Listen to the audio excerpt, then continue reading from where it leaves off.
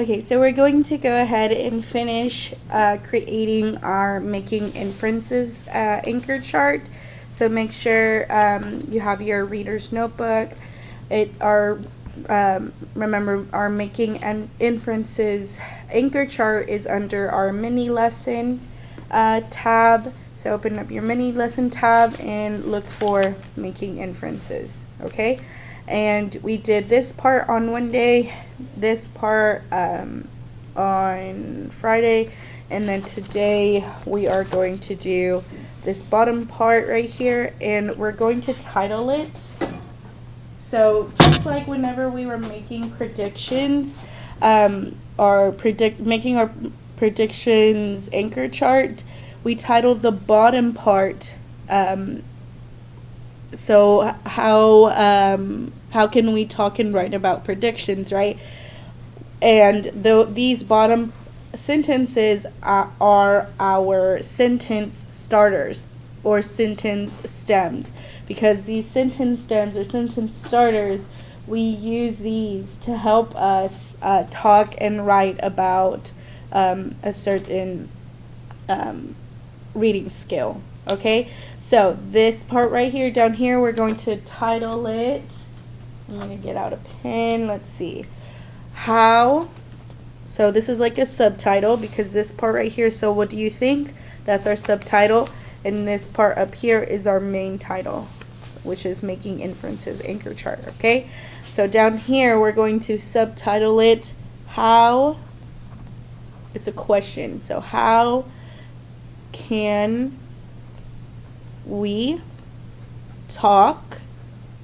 So I'm going to underline talk and write, underline write about inferences. And I'm going to capitalize all of inferences just for emphasis.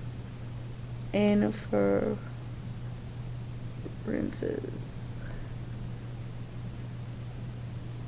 Okay, and I'm going to add a little question mark right there.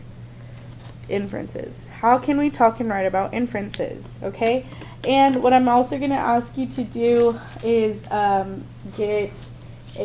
can keep using your pencil, that's fine, but I also want you to go ahead and grab a red, it could be a red colored pencil, it could be one of these flare pens, it could be anything that doesn't bleed through. It could be a red pen. So I'm going to show you why I want you to do that. So our first sentence, I'm going to bullet point it. That way I don't have to necessarily skip lines. Bullet point it so I can see the different sentences, okay? So the first sentence is I infer that. Okay, I infer that, and then we're going to draw a line here, a blank space, and then a period at the end. So I decided to do these instead of the ... because that way you know that in this space you have to add something, and then make sure at the end of the sentence you add a period. Okay, so that's why I changed it to the lines instead of the ... Okay, so now in here in that line, I want you to write in parentheses with your red pen. This is red, but it's showing up as orange. So in red, in parentheses, write. So parentheses, write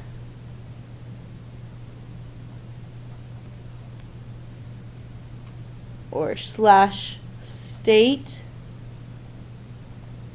your inference. Okay, and then parentheses. So write slash state your inference. That's what you're going to do in that blank. Okay, so I infer that, and then you say or write your inference in that line. And let's go ahead and go on to the second second sentence, sentence stem. Okay, so the second sentence stem, I think this because on page, and then do a little blank just like that, and then with the red the number symbol, okay, in parentheses, because that's where you're going to write the page number. And then keep going with the text. The text explains that, and then another line, okay, and period. There we go, a line and a period. So remember, these lines you would state, I'm going to show you what we state on this line specifically. This line, you're going to write parentheses, text support. So text support could either look like paraphrase text. So paraphrase text basically means you're writing it in the text in your own words, or sort of in your own words and word for word from the text. So a mix of it, but not, you could either paraphrase the text or you could word for word write the text, but you would have to write it in quotations. So word for word or paraphrased text. Okay, so this second sentence, you're saying, I think this because on page the text explains that, and then you would either paraphrase or word for word write the text.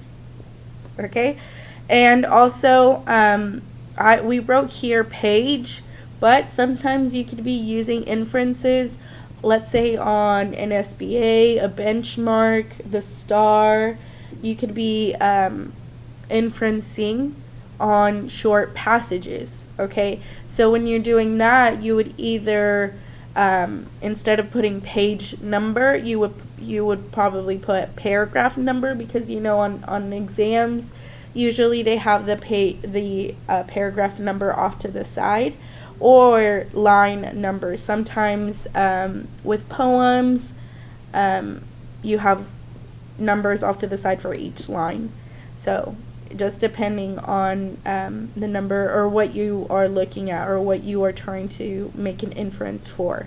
Okay, so we're going to go ahead and write the last sentence. So there was only 3 sentences. Okay, so down here the last sentence starter is, from my background